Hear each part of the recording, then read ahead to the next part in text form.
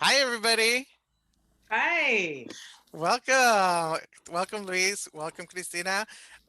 My name is Jesus Reyes. I'm the Community Partnerships Director at Center Theater Group, and I'm so happy to be hosting this first Future Canon talk with the two of you. We will be discussing a lot of fun uh, topics around expanding the canon of theater, typically taught by universities, in your case, higher ed. We'll be doing a second conversation with high school educators. Also, so if you're watching this one and are interested in the high school conversation, come and join us. But today I come to you from the land of the Chumash, Tongva, and Keats people. And I would love to invite you all to find the people that live in your community who came before you and acknowledge them in your way. And today, I have two wonderful guests, Cristina Frias from East Los Angeles College and Luis Alfaro from USC. Both are long friends of Center Theater Group and the Education and Community Partnerships Department. Cristina Frias at East LA College, they are our official partners. So we do a lot of work with East LA College, and thank you so much for being here. And Christina will be hosting, well, will be part of 7 one-on-one conversations for Mentor Month happening in the March 2021. So please go to ELAC Theater, ERTER, .org for information. And Luis Alvaro was a staff member at CTG many years ago, and he is one of our collective artists working with the artistic team. So thank you very much, both of you, for coming. And I know you both have history together because Christina was in how many of your plays, Luis? Luis is a playwright also. Not that many, except well, she was in Black Butterfly, and then she did Painting in Red, Mhm. right? But I've known Christina since her San Francisco days. Yeah. I remember seeing you in Maleta Mulata hmm at Intersection for the Arts, which was in 90. What was that? 96, maybe. Yeah, that was a long time ago. hmm Isn't that Wow. wild? Yeah, so we have a long history, and then we kept in touch for many, just because we knew so many of the same people, which hmm has been really cool. And I Yeah. remember, I think you and Diane came up to see that production, Diane Rodriguez. And I remembered these were the days of faxing. And she asked if I could fax my headshot and resume for the Black Butterfly because we were starting the process. Wow. Wow, that's wonderful. Yeah, I met Christina also in the Bay Area when I was studying at San Jose State and then working in the Bay Area. So that's where I met Christina first. And it was wonderful to know that you are from West Covina. Is that Yep. right? West Covina. Ooh, watch out. Born and raised? Born and raised, was born in Montebello and raised in West Covina. Wow. My And dad, Luis? oh, Oh, sorry. sorry. Go. No, my dad was raised in Boyle Heights on Pleasant, and my mom was raised in Lincoln Heights. Ooh, right next door. hmm And Luis? Well, talk about connective tissue. So I grew up in the Pentecostal religion, and our church was in Lincoln Heights on North Broadway, Templo Emmanuel up in on Griffith and North Broadway. So I always remember just like I had a whole history of Lincoln Heights that was a big part of my life. And I went to Wilson High School in El Sereno, so Northeast LA, a big part of my life. But I was born and raised in downtown LA. And so, yeah, my father is from Michoacan and my mother is a Central Valley person, Delano, California. So, we split a lot of time. And my grandmother refused to come to the U.S., refused to cross the border. She was an old nationalist. So she bought a house in Tijuana so we could go visit her. And so we would spend our summers either in Tijuana or we would spend them in the Central Valley in Delano. So, yeah, that was, summers were very intense. Wow. So, Luis, you started as a poet and are a playwright, and now are a professor at UC. Christina, you are an actress, got your higher degree, and now you're a professor at East LA College. You're starting your second year, is that correct? Or you're into your second year? Yes. Tell us a little bit about, and just so everybody knows, we're going to have everybody's bios. We'll have a link to that, so you won't hear everything that these wonderful people have done, but you can find out from a link we'll add later on. Christina, tell us, how's Yeah. ELAC? I love it. I love it. I love it. I've said that I didn't see this opportunity coming my way, But now that I'm here, everything I've done in my life um, has shown up. Every skill, every job, every play, every theater arts education opportunity as a teaching artist with CTG, Yeah. like literally everything. And it's so interesting because when I heard full-time academic job, it scared me. I thought, well, that means I'm not an artist anymore. And I know Luis Alfaro could speak to this. It scared me. Will I still be able to be creative? And I remember I had like a mentor meeting with Alma Martinez, who, you know, is, as we know, an incredible actress who Yeah. started with the Teatro Campesino and before, and also has her PhD in theater performance. And she said something to me I didn't forget. And she goes, what if this opportunity wasn't about narrowing your future, but it was about expanding where everything you are could exist. And it Wow. was the best piece of advice because truly I feel like it's challenging, it's hard, it's the hardest thing I've ever done, but each day there's an opportunity to express who I am and express different skill sets.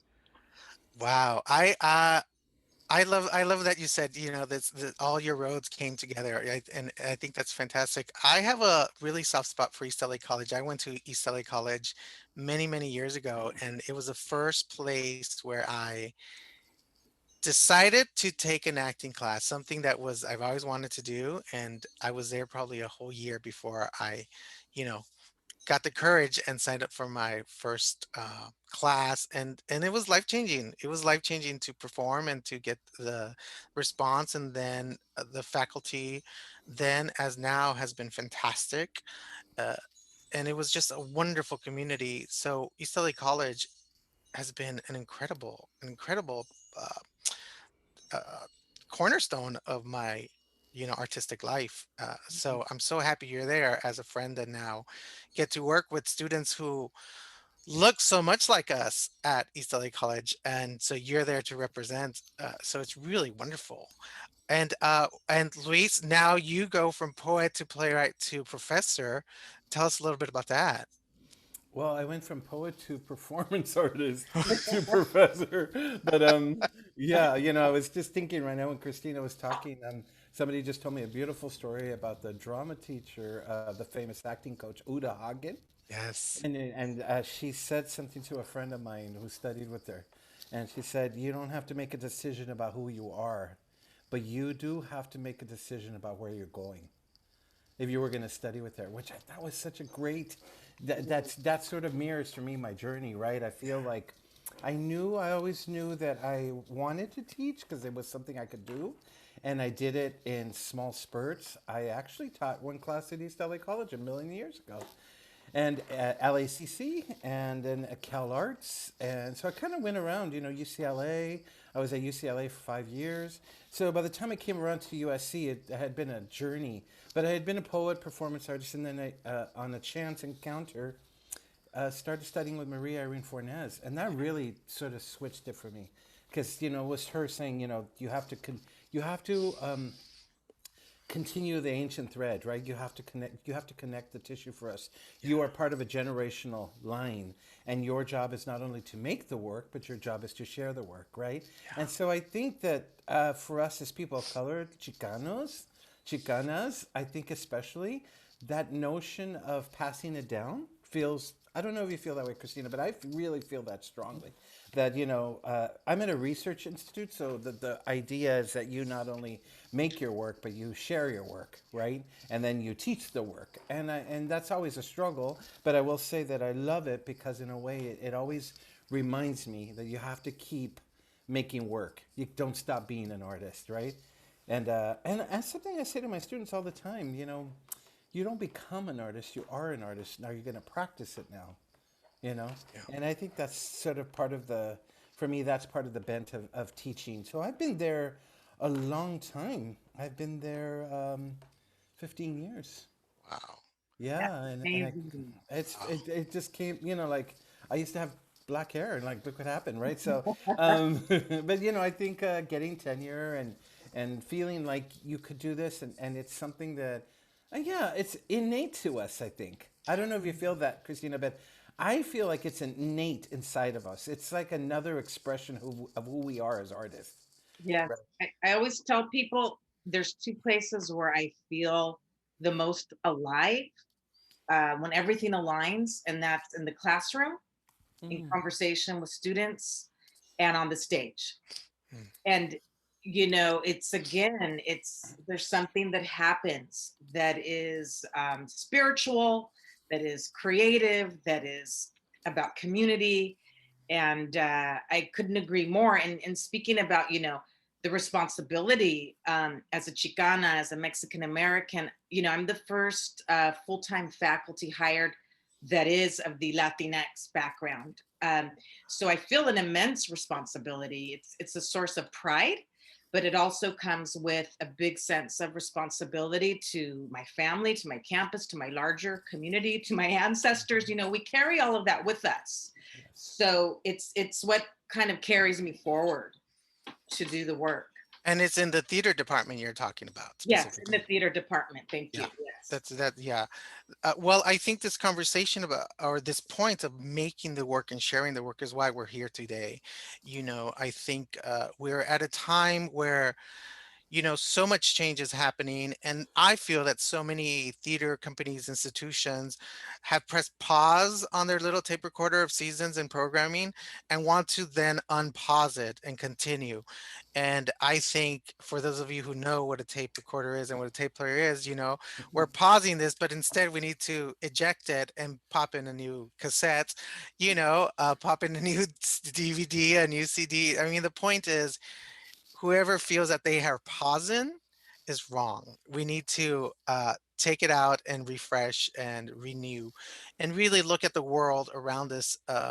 And you both are leading the way, I feel, in how you teach or expand this notion of the theater canon, right? Uh, we have this way of teaching, that most of us have been taught, the classics, the Williams, the O'Neills, the Shepherds, the Mammets, the Greeks, and the Shakespeare, which are all fantastic. And it's because they're English speaking, right? So it's really difficult to look at other playwrights that may be mixed languages or colloquialisms or styles or form. But I think, you all are finding different ways, whether it's uh, uh, devised work or original work. And that's what I want to hear a little bit, because I think a lot of the people listening to this uh, may have great intentions to not just unpause, but to actually do the work and find the work. And they may be saying, where do I find these plays? What should I pick? What kind of playwrights are out there? I don't know where to find them.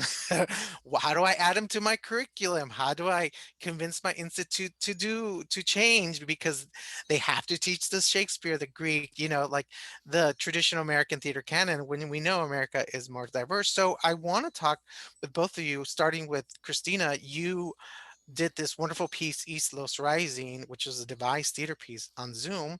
So if you can just walk us through what, where, what, why, and is it part of the American theater canon? Thank you. That's a great question. Well, first of all, I have to say, my big directorial debut at ELAC in the proscenium stage was going to be Luis Alfaro's Mojada. I got his blessing. I was so excited about it. And then, as we all know, the pandemic hit. So suddenly I had to reimagine, okay, what would be possible? And I didn't feel equipped at that point to try and do a theatrical production of Mojada on Zoom, especially because I'd seen it many times and I just want to do it justice, right? So I'm looking forward to that when we come back. But I knew it was the 50th anniversary of the Chicano moratorium. August 29th, 2020 was the 50-year anniversary. No, the 50 or this, oh, wait, sorry, my brain's, 1970. Yeah, I'm 50. Yeah. yeah, Yeah, sorry, 50. I was born. anniversary. But it was also the 75th anniversary of ELAC. So, there was all these ideas that I had been thinking about how to commemorate this momentous time in history. And then we had the uprisings, right? So George Floyd was brutally killed. Mhm. And I thought, how do we respond to this in a way that's conscious, that gives space to students to reflect back to us what is on their minds. So that's how the conversation started. And for everyone out there, just, quickly, the 50-year anniversary of the Chicano moratorium was really it was the biggest social protest in the history of East LA. Up to 30,000 people in 1970 were out protesting against Vietnam War and the drafting of predominantly brown Mexican men, and Black men were being killed and seen coming back in body bags from Vietnam. So I felt it was important to interview people who had lived through that period, you know. So I had, interviewed people like someone in our community, Tomas Benitez. I actually didn't interview him. The students interviewed them. So we came together and we studied, what is device theater? What does it mean? Who would we like to interview? They did research. And so we were able to come up with about 7-8 people, including Gloria Arianes, who's one of the first female brown berets. And what was beautiful about this is that these are people, in their 60s, 70s, that they felt so much pride being invited to the table, the Zoom table, to be in conversation with our students. And from those conversations, we recorded those interviews. Students then started creating monologues. And we took those recorded monologues and we actually filmed on location, thanks to you, Jesus, at LA Means Art, in a Yes. very COVID protocol, safe way, staggered rehearsals. And each student came and they had costumes from our costume department. And so it was just something that felt timely, that felt necessary, and that was really an artistic offering to the moment. It was a call to action, really. And it was also a work that came from the community. You created theater from the community with the community, which I think is part of the expanding, right, of really stretching the spectrum of what American theater is and what stories you can not only just teach, but also produce. Yes, yes, absolutely. And we've all seen it when students get to witness their own history. And all of them said, I didn't know this happened in my neighborhood. So I had invited them, it was optional because we were in the pandemic, whoever wanted to join me during the 50th anniversary march.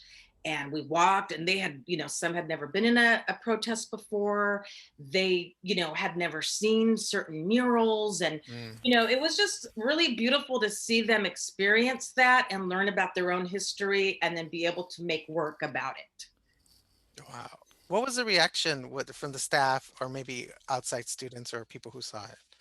We got a lot of great feedback, and the beauty of doing, digital theater, you can still stream it. So it's Yeah. still available to anyone watching. We'll be dropping in the link. We got a lot of positive response from our larger campus community. Again, many students, they just were inspired to see stories about their community reflected back to them. Again, stories that aren't always centered in our departments, that aren't necessarily part of the national conversation. Yeah. So speaking to what, you're talking about, how do we expand the canon? Well, these are ways how. Yeah. That's wonderful. I know, Luis, you might have questions for Christina, but I do want to, before we do that, if you can talk to us, I love you teach a wonderful Latinx theater course at USC, and I would love to hear about it. I think people could take away from it. I know you're not the only person in the nation who does this, but definitely we have you here. So if you can tell us a little bit about your Latinx course. Sure. I mean, I will say that, I used to teach grad school. I used to teach MFA, and then I moved away from MFA because in many ways I started to see that where I could really have effect, like Christina was just talking about, where I could be timely and create the offering, like you so beautifully said, it was with undergrads, right? With young people. So I started teaching actually a playwriting one that I teach every semester. And I started to curate playwriting one to the students in the class. Mm, So if there are a bunch of students in there who are culturally from a specific community, those are the plays we start to read first. So we start to find ourselves in our own stories, right? And wonderful. so by the time that Latinx popped up and they said nobody's ever taught a Latinx course at USC in its 85-year history, I was like, oh my God, we're here. We are in South LA, the largest employer in South LA, and it's surrounded by this community, and there are a lot of Latino students on campus, and we're not teaching this. So I took it on, and immediately it filled up, and what I did was I do a crazy thing, which is I call it my diagnosis. I don't know if you do this, Christina, but I take my first 2 3 weeks before I cement the syllabi. I take those first 3 weeks to find out who you are, what do you want, who do you want to be, how do you want to move through this, and then I start to build a class according to who's in it. So I'm never teaching the same class, right? So for instance, I'm teaching it right now, and I have two Peruvians. Mhm. So Janine Salinas, right? Our local wonderful Peruvian Yes. playwright. So, in a way, you start to build it around, and this is the way you find the artists that are right for the student who needs to discover themselves in the world. So that's what I started to do. I started to build it to who was in the class. And then once that happened, it was clear that in order to understand the play, they had to understand the world of the play. So not only were we going to meet the playwright, and what I do is, so this was really hard, but I think it was really worth it. We only read plays of their generation. Mm. So playwrights in their 20s, at the latest early 30s, right? So that was that first semester I did it. Only young playwrights that they met, right? Who came to class, which they became rock stars to them, right? And then we start to explore the world of what these playwrights were doing. For instance, there's a wonderful playwright from Whittier, California named Benjamin Benet, who went to Yale, right? And so Benjamin's play is about dreamers, right? The undocumented. And so all of a sudden, they could do all of these research on ice, on the area of, like the play takes place in West Covina, of all places. So, all of a sudden, you're doing all this research on the history, gentrification, the cultural community, all of that. And I found that every single time they went off to do their research, they learned something sort of profound about themselves, right? So it wasn't just like, tell me the history of this thing, but rather, this play is so important to me because it's talking about something very specific to my experience in the world, right? And because this guy is 20 years old and I'm 20 years old, we're meeting in a language that we understand with each other. And I think that was really, really exciting. So I think of it a little bit like teaching Latinx is like throwing a party, right? You're creating a kind of like guest list, and you're connecting people to one another, right? And that's really what I'm doing, right? So it's never the same list, it's never the same people, and it's really based on who's in the class. And so right now, the wonderful challenge I have is because we're online for a whole semester, which is really hard. I have a student, Yiki Gang King, who's coming in from Shanghai. She's taking class from 2 to 4 in the morning, Latinx theater, two to 4 in the morning, and I'm trying to build her into it. So Chinese Mexicans, right? The history of Asians in Latin America, right? So you start to build, you can build that, and you Yeah. start to find the plays that are sort of like in that world. So really, what I'm doing is a lot of research on how I'm research for the specific student in the course, Wow. right? And that really becomes a really fun thing. So I make a commitment to them, and they have to make a commitment to me. So one of the most extraordinary things is also their generation, which is really young. They know how to do great presentation. I mean, they bring in graphics. They bring in like we're doing right now. We're doing music of a period, right? So they're bringing in like the music, the excerpts, talking about everything in Latin American music, which is really, really extraordinary. So I love the possibility of how you can curate a class to a group of students. Yes. And it'll be for like theater, it's ephemeral. It's this class was only for them, and it'll only exist for this semester. And then next semester, it'll be a whole other set of students, right? Yeah. I love that, Luis. How you talked about, your syllabus, and I think I remember once hearing you say you saw it as an organic sort of entity, because you're being informed by your students. Yes. And I feel very similar. Of course, administration doesn't like that, some students get really nervous because they want Yes. to know where they start and where they end. But I think what you're speaking about, it's the phrase that we're hearing more and more at ELAC and some of our trainings, is this idea of cultural responsive teaching. And how are we responding to our demographic, right? Who are we serving? What communities are we in? And how do we answer that call in how we build curriculum? Yeah. So I really appreciate what you said, because this is like the very thing we're having conversations about in faculty meetings and campus wide meetings and trainings. And I so love the I love the way also one thing connects to another. So I did one semester playwriting one where the majority of the class, so it's playwriting one is a lot of people, so it's like 25 to 27 sometimes, too many people. But anyway, one semester it was just tons of young Asian American women. And we know that as people of color, we know that there's a humongous, extraordinary Asian American female writing going Yeah. on in America, Yeah. right? And it's not really singled out as a major movement.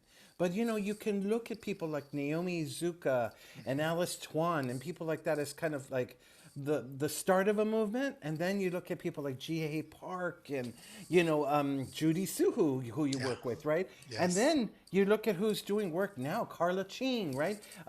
You just start to see how a movement gets made, right? And so what I learned that semester with these students was that I could create that survey course for them, and nobody knew until like week maybe 9 or 10, and we have 15 weeks, and they were like, oh, we haven't read any white people. We've actually only read Asian women. And we're getting a sense of huge expanse because a community doesn't all write the same way, Hmm. right? So Latinos don't just write the same way. We have lots of people who are experimental writers. I mean, I'm thinking right now, just off the top of my head, we read a Jorge Cortina's play, right? That was Yay. so much fun. The pop of poetry, but also moving away from formalist writing, all this stuff. And I think what's extraordinary about that is there's a moment, usually about week 9 or 10 before we're done, where they go, oh my God, we've read only people of color. Why not? Because what we're really teaching, and I love the way you said this already, Christina, which is so amazing. We're teaching empathy and compassion. That's what we're really teaching. That's what going to school is about. We are finding each other. We are finding our way in each other through other means, right? Through research, through reading plays, through discovering self in other people. So this notion of empathy and compassion is so important because I start to realize that I can focus on one aspect of culture and community, and they will get the world, Yep. right? So, for instance, I just was lucky this year. I have two Peruvians. I have a Cuban, right? I have a Puerto Rican, right? Like I have this very wild mix that allows me to create, to show them a body of work already if I just cater to them. And then I have to insert ways outside of looking at themselves, right? I have to insert a play that might really challenge them that's not their culture. But those are the most exciting parts of the work for me when you start to realize that you are also in a Chinese female play. That's your story too, right? That Yeah. you can see yourself in the world, and seeing ourselves in the world is really, really important, right? That's the way we broaden and grow community. Yes. That's what we're trying to do. I think that's what you all are trying to do and are doing it splendidly, with bringing this diverse group of plays to the student body that has not been able to see themselves, and so without being able to see themselves, then they don't understand what they can aim for, how much they can accomplish, uh, how similar and also different stories are, and how these playwrights exist. Where do they exist? How do you guys find some of these people? I think we're lucky, we know some people, but how do you go about, you know, finding some of these wonderful playwrights? talking to colleagues, or just listening to Luis right now, I'm writing down, I'm like, oh my, I thought about that one or that one. You realize like your community, it's really a gold mine of resources. I think in the age of social media, even though I know we all have conflicting relationships with social media, in this pandemic, we've seen incredible sort of exposure of what people are doing and what they're writing and what they're making. I've learned a lot about plays and theater companies and how they're managing in this time. That's been very illuminating. I talk a lot to our good friend and colleague Monica Sanchez, who was also in her second year of a full-time faculty position, and we share a lot. And the other day she goes, go look on New Play Exchange, and this website is the world's largest digital library of scripts by living writers. And you can literally type in, Latino or LGBTQIA or, social justice, and it'll come up with a whole sort of, they've cataloged everything. So you have writers at your fingertips there. I'm sure you both have many more websites as well. I love reading the articles that How Around comes up with because they're just so interesting. That gives me lots of ideas as well. Yeah, I love looking at doing, like, when I do the research. I think I want them to expand and not feel like there's only writing in my neighborhood. That's sort of place where we start from, and then I start to, like, slowly broaden out, and they don't even realize it, right? So, for instance, I like the idea of region and a map, and we do a lot of map work in class. So we'll start with LA, and then we'll go down to San Diego, right? And then we'll go up to San Francisco. And then we'll go into the Midwest or the American Southwest, right? And if you go into the American Southwest, already just off the top of our heads, we know that Tucson is Elaine Romero territory, Romero, right? that's And right. so, like, you start to almost build it that way. You can go to Texas, and then by the time you get to the East Coast, you've already sort of covered so many writers. So, in the same way that NNPN is a good source, I would say LTC, Latino Theater Commons, has been a really, really great source too. Not only the Carnival and New Plays Festival, but also just who is in it. So sometimes I just look at the players in it who are all artists who are creating work, right? Yeah. And I'll do a thing in the summer before I teach a class where I'll write to 30, 40 writers, and I'd say, listen, I can give you a little bit of money, but I can barter with you for stuff. If you come, I can get money from the school for you to show up even on Zoom, right? So Yes. that's one of the ways of kind of getting people to come. Or do you have a new script? Can we see something in process? We won't share it, right? It'll just be for this group. So there's been a lot of that, and I think that they've always been sort of fruitful and exciting and interesting, because you're connecting deeply with people who you normally wouldn't. But, like, I think, do I have any hesitation in writing a note to Kiara Alegria Judes? No. And, she always responds, which is so beautiful. And she's like, I'm not going to respond for 3 months. But then she responds and she's like, yeah, here's this thing I wrote in, somewhere. And you're like, great. I think it's going to be so exciting for them to read something like this, right? So I think that's a wonderful way of curating, is telling artists, do you have something, and can we read it, and how do we build it? I was lucky because when I was at OSF, we got to be very political, and that they had something called the Black Swan Lab, which was their new play development program. And then we took it over and called it the Brown Swan Lab. And we brought a lot of Latino writers up. And then our final act there was that we brought 5, 6 Latina writers, right? And that really made a difference because Monica is a good example. Mariana Carreño King is another good example. So every writer in this country, like Cristina is a connective tissue to somebody else. Yes. So we're really kind of creating a new trail, or we're connecting ourselves historically, but also regionally and also generationally to each other through these connections. Yes. Every writer is a different writer. Mildred Reese of Universes, right, is bringing in the Puerto Rican and the Bronx. And so, all of a sudden you have a world just based on like 5 people, Yes. that you connected to, that then connect you to, 5 more people. And that's really the way we make the community that this is. Mhm. Wow, that is so wonderful. It's oh wow. I mean, that's so much easier than when I attempted when I was at San Jose State. Maria Elena Fornes was my somebody I adored. I'd never met her, but when I read about her, I would open the book and go to the back to the bibliography and then read the names of all these playwrights, Luis Alfaro, Octavio Solis, Migdalia Cruz. Oh my God, Edwin Sanchez, people that I just read about, and that was my list. That was my starting, and it was bizarre to think about how it broke open. This one woman from the one road I took broke open the possibility to all these other writers as I was in search of Latino writers at my time. I was hungry for them. So you scratch the surface and you start to dig up treasure if you just do that. Christina? Mhm.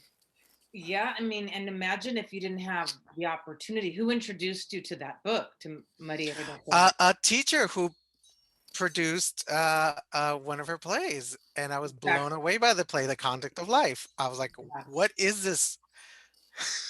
That was one of my first monologues, Leticia. Oh my I goodness. can recite it right now word by word from 30 years ago. Luckily, Maybe for the bloopers, during the credits, we'll have you recite. luckily I had like a British, hello, theater instructor who, had the insight to say, why Yes. don't you study this? I wasn't a theater major. I took classes. What really changed everything for me is taking classes with Shetty Moraga. She was my teacher, my Chicano theater studies Wow. teacher. And that's who introduced me to the canon at that time, of Yes. our Chicano, Latino, writers. And it changed my life. So when you talk about, expanding the canon, and now we are all in these positions to expand the canon to our community. And it's so, it's transformative, right? We've all felt it, we've all lived it, we all witness it day after day. And it's just such an honor and a privilege to be in a position to be able to do the same, to give back. Yeah. And Luis, I love what you said, again, about who are we teaching? Because, in the case of ELAC, we're, I think, almost 70% Latino, Latinx, but we have a large Chinese population of students. They do a lot of recruitment in China. So this is a conversation, again, we're Mm, having in our department. Jesus, I think you brought it mhm. up for our guest artist series. Like, Yeah. who can we bring to the table that reflects this part of our campus community so that we're really responding to who's there, you know? Yeah. Yeah, and I think that's the best way of working because I think in some way, if I can find a personal connection to the work, then I'm willing to take the leap to go farther out that other than myself, right? And I think that's always the biggest leap and the hardest leap. And it's not just generational, it's also just cultural, right? How do I see myself in other people? And it's the most important thing I think that we can offer. We're of a generation too that I think, when I think about it now, you're just mentioning Cherie. Cherie was super, super helpful for me too. And I think about there was a period where when I first started, where I thought, okay, I don't want to explore as far back as who Irene's mentors were, because that's too far back for me. But there were people like a woman named Ana Simo, Lynn Alvarez, who has since passed, right? Mhm. Caridad Fitch, right? And then, I kind of just used to send emails to people, or I'd send a little letter. And I remember I wrote a letter to Caridad. We're like, hey, I'm really fascinated. I love this play that she wrote called Any Place But Here. And then we met at a playwright festival, right? And it was one of those weird moments where you're like, hey, so where are you from? And she's like, oh, I'm from this place in California called Southgate. And we were in Minneapolis, right? And I was like, oh my God, Southgate, California? And then you start to realize how small our world is. Yes. And how, like, Christina and I probably know like hundreds of playwrights in common. And we Yeah. don't even realize it sometimes, right? Yeah. Yes. So they should reach out to you. We'll give you the email for names, but that really is the it. That really is.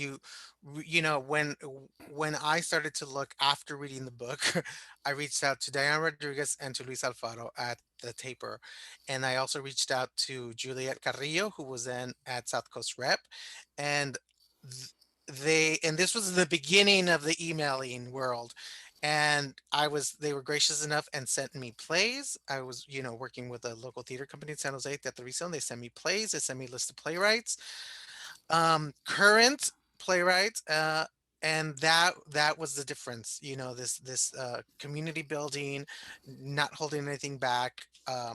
And now we're living in a time when there's so many amazing young playwrights writing so many types of stories that I'm excited for our students to meet them, right? Because if one will be inspired by, say, Luis Valdez and another won't, they may be inspired by this wonderful young new playwright, you know, uh, and that's what we need to do. We need to bring these opportunities to them. So, Luis, I fascinate. You recently told me that you visited a class in Ohio. Can you tell me a little? And the reason I'm asking, because we're talking about expanding the canon, and the we work with the majority of people of color, a range of diverse voices and student bodies. But here you go. You know, why do you go there? What do they read? Why should they read? Why should their curriculum be as diverse? Why is that as important? Because our students are being taught the O'Neills, the Mammoths, the Millers, the Shakespeare. So we get the white playwrights as people of color, but then the majority white students are reading Oedipus Rey. Yeah, I mean, I think they're also trying to make a connection. So, luckily, I just worked on these Greeks for 10 years, right? And the Greeks allow us to make another connective tissue, right? They're reading Mojada, but really, what they're reading is Medea, right? So they read Medea, and then they read Mojada, and they're able to make a connection to the world they hear about, and the whole thing. So I think I've always felt this about Christina and myself. I mean, definitely, I feel this about you as an artist, Christina. You're a diplomat. You're an ambassador, right? That's what you do. You go out into the world and you share this information. So twice a week I go to different campuses. This week I'm going to Occidental, and then I'm going to look. I'm looking at my little calendar, and then I'm going to Northwestern, right in Chicago. So I kind of do these visits, which the pandemic. It's maybe one of the positives of the pandemic is I call it my virtual flight, and I go and I meet lots and lots of different kinds of people, and we're talking about plays that I think they've never even considered. So sometimes I send a play ahead, and it's not my play, but a play of a Latinx writer, and they're just like, "Oh my God." Because, Chicago is like one of those hot spots for Latinx writing. And yet these students might have not made that connection, right? So you start to see that so like going to Ohio this week was extraordinary. It was all white, and they were fascinated by this story, which they connect to what they see in the news. So then you're kind of filling in kind of the pieces of a puzzle. First in the classical text, and then in the contemporary. But I think that's our job. I think it's our job to bust open their minds and to welcome them as also followers of our work, right? So the possibilities become really big, because then you can have an audience that doesn't just look like you, but an audience that looks like the world, right? And that's when it's most exciting for me, when I go there and I'm like, oh wow, nobody in here is a Latinx, but also, how great! This is a whole other set of people whose mind I'm going to blow today, right? I'm Mhm. just going to pop it open, and so there's that wonderful sense that this is what you get to do in the diplomacy, in the how do you say ambassadorial ambassadorial mode that you can go into, right? You can change a lot of minds this way, and that's what's exciting. Yeah. I'm actually looking for your book right now, Luis. I just love it so much. Oh, there it is. Hold on. I thought she was looking to how to spell ambassador. I thought she was looking for the door to how can I get out of here? It's just stunning. It's the most Oh, beautiful, beautiful cover and book. And exactly what Luis is saying. I think what he's saying, this is an example. He's expanding the canon by these Zoom flights, going into these, in this case, an all white classroom. Now his work is part of their reference, it's part of their education, it's part of their canon, right? So good on that teacher for inviting you there, right? Because it's not just about okay, we're going to look at Sophocles Oedipus Rex and Luis Alfaro Oedipus Arre. How do we then take that as a way of expanding the conversation, which is what we did at ELAC last fall? um, because when I got hired in the fall of 2019, one of the classes I was assigned, that we all teach, it's our general ed theater arts 100. So we get students from the whole campus that need that credit. And it's the classic, like, hitting all the big Eurocentric daddies of theater. And that's okay, that's fine, but it's not at all looking at who our community is. And so I immediately brought in Oedipus Arre for the very beginning when we're introducing the Greeks. And I shared with both of you, this is when we were in the classroom, I projected Oedipus Arre onto a big what is it called, like a big wall, and had the students read it out loud. And they dropped in like that, reading the Wow. portal. They got all the language, and I just saw them light up. And so the work, I didn't have to do any work. Yeah, I had to talk a little bit about, the history of Greek theater, but the structure, the beats, the relationships, their community, it was all right there for them. And so what's exciting now is that I think most of our department is now featuring Luis's work in that class. And then we had the conversation with Luis last fall, and that was a huge campus-wide event. So again, it's highlighting his work to other department. It's highlighting the work of our department Yeah. and our students. And the conversations are carry on. And now we have recordings of all of that we embed each semester. Oh, let's listen to this conversation with Luis Alfaro. I've used the one too that the Getty did with you, Luis, which is great. Yeah. And you know what's so great about that for me that I really love is that for years I tried to get published, right? I tried to get published and I couldn't get published. And I'd always wanted to no fault of their own, I'd always wanted to get published by TCG Books, right? Because that was the thing everybody wants to get published by them. And it was just not something up their alley. So it just never happened, right? And then all of a sudden, here comes Rosa Andujar, a scholar, Latina scholar in London, and she gets Methuen, which is the publisher, which publishes Sam Shepard and Carol Churchill. Wow. So what happens is that we move into another realm because now we're in a higher kind of like regard with this book. So the Ohio kids all bought because their school was like, oh, Methuen. So then they all bought the book, right? So then you're thinking, this is another way that we infiltrate, Yes. right? Because you're not being produced with all your other Latinx friends, but all of a sudden, because this publisher is in England, you become part of a world notion. So I have a theater in China that's reading the plays right now, and then we have this Romanian connection that's reading the plays, the whole Polish angle, right? Because the Polish love Latin America. So then you start to realize, okay, this is the way we expand the canon this way too, right? As we start to go away from maybe the home that we always wanted to belong to, but somehow home all of a sudden is I can't believe how well all my best reviews for this book are in England, right? Wow. Amazing. So Methuen is expanding the canon. Thank you very much. And I think I also heard that you're number one on Amazon.uk. What did you say? I'm number one on Amazon Latin American literature, and I would love it because a bunch of professors are like, "Well, it's not actually Latin American." But you're like, "Listen, if they're buying the book, I'll be whatever you want me to be." I'll take it. Oh my goodness. Well, we will do our best to put a lot of links.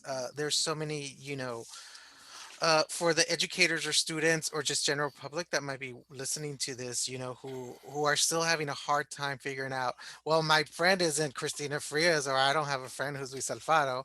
Um, to some resources, so hopefully we'll drop in some resources when the video is up, and to New Play Exchange, to Hall Around, to LTC, to TCG, to you know 50 playwrights. I mean, there's so many. And then to also think, I want to make sure that we don't end this conversation that's saying that this idea of expanding the canon also goes hand in hand with the the diversity within the designers, the directors, the producers. I mean, they have to go hand in hand so that you if you are interested in your student body, or if you're interested in expanding within the student body, because let's face it, even if your entire class was all Mexican American, we know the diversity that exists within the Mexican American community. Just the Mexican American, just saying those words, Chicano, Latino,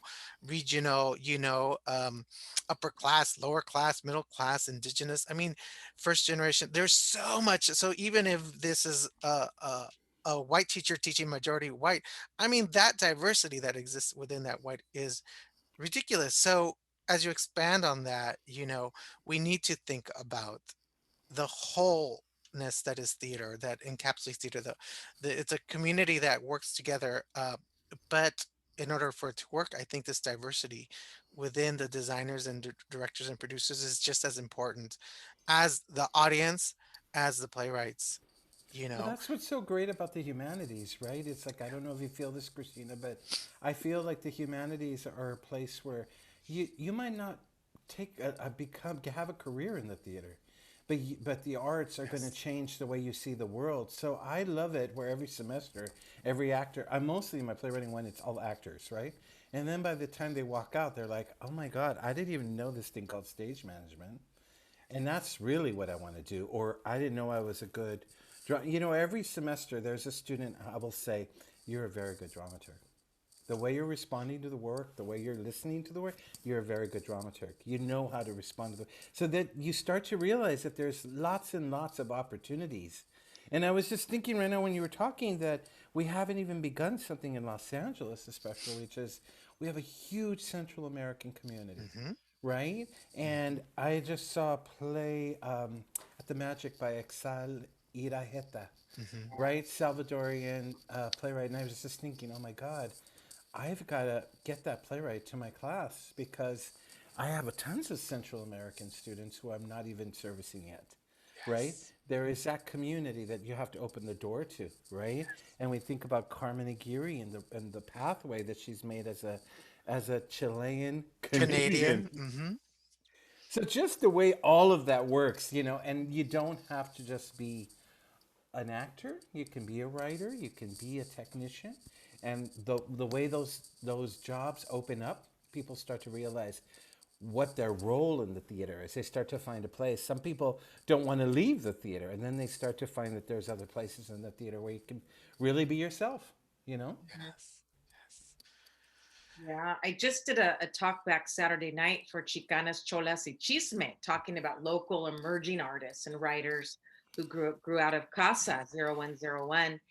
And it was really exciting. Their short 10-minute play festival that they've been doing for several years. And it was just nice to listen in. And in the Zoom world, they had to produce, they had to direct, they had to edit, they had to write the play. And we talked about this very thing, the importance of wearing multiple hats. And we live now in a time where that's okay. You can be multi hyphenated, hashtag this, hashtag that. It's embraced, it's celebrated. You don't have to choose one. And the more skilled you are, the more opportunity there is, because it can be a tough road. But maybe one month you're gigging, at the CTG costume shop, and the next week, you might be producing a 10-minute play festival. So I think there's lots of great opportunities locally and nationally, internationally, for people to hone those skills, even now in the pandemic. Yeah, we can be hyphenate. We should be hyphenates, right? That Mhm. part of our existence, part of our success in American theater, especially, is that we are hyphenate artists. Is that we come to the theater in many different ways, and then we find our way inside of it. But I'm all for that. I'm all for try your hand at directing, and then you'll see that it is or not your gift. But you have to do it. You have to jump into those waters. I loved in the beginning, when I first started, it was 10 years. Everybody says, "Oh, you like jumped into it and you were like successful." No, I had 10 years of like stage managing, and I used to do lighting. I used to light a million shows. I mean, I did all of that. So by the time I started to get produced, I would walk into a theater and go like this, right? And it was like, okay, what's the possibility in this space? And are they going to be able to do this play the way I want the play to be done? And if you have been in a theater hanging lights with the crew, which was an honor to do, right? Because I just got opportunities to do that. No, nosotros, like theaters like that where I would go and, Wow. and learn at East West Players. I used to go to East West Players because they used to give you $20 and pastrami from the players. And I would go help do the hang at East West Players over there on Santa Monica Boulevard. And doing the hang was like, okay, and now I see how they light these things. Now I see why you can't do like 20 locations in one play in a tiny little theater, right? Mm-hmm. And the Well, pastrami thank was good. you. I think there's clearly a lot of room to do this, right? Here are our Western classic European plays that we teach year after year after year after year as our population gets diversifying. And here is the possibility of the new works, both works that have been going on since the 70s and then work that's being created as we speak. Uh, by multi hyphenates, but also engaged playwrights, right? And we can make room for them and actually make room in our curriculum, in our syllabi, in our courses, in our seasons. If we look at our student body and the world. So I thank you guys. You are doing some amazing work, both of you. I appreciate you. We thank you for being here today. Any final words? Mm. Well, I love this idea of empathy and compassion. I love that if you want to learn about the human condition, the theater is where we go to learn how to be better people. And I hope that that's something that we will continue to do. At least that's what I'm trying to do in school. Is to I don't need to recruit you to do theater. I need you to understand that you can become a better person by studying this play, right? Yes. Christina? Everything Luis Alfaro just said. No, no. Uh, Soon to be published. yes, yes. I think I always say that art and theater can be a tool for change and transformation. And I think we've heard that today, that each of us individually, our lives have been transformed by the theater. And we continue to collaborate as we are today. It's a Yes. collaborative art form. And to me, that's what is the most exciting part. It takes a community. Theater, as Luis Valdez says, is the creator of community. Community is the creator of theater. And to quote one of my other mentors, Shari Moraga, the third eye doesn't cry, it knows. Mm, we love Cherie. We love We love Shari. Cherie. We Thank do. you. Thank you all so much. And please stay tuned, check out their work, get to know their work, and yeah, expand that canon. It's possible and it's time. Thank you so much. Thank you, Jesus and CTG, Luis. Thank you. What a pleasure. It was great to be here.